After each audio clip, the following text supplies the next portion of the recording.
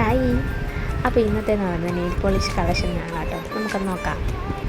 അപ്പം ഇതാണ് എൻ്റെ നെയിൽ പോളിഷ് ഇട്ട് വെക്കുന്ന ബാഗ് കേട്ടോ.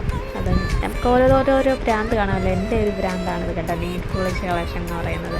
ചിലർക്ക് ലിപ്സ്റ്റിക്കാണ്, ചിലർക്കാണെങ്കിൽ ബ്ലഷസാണ്, പിന്നെ ചിലർക്ക് ചെരുപ്പാണ് കളക്ഷൻസ്.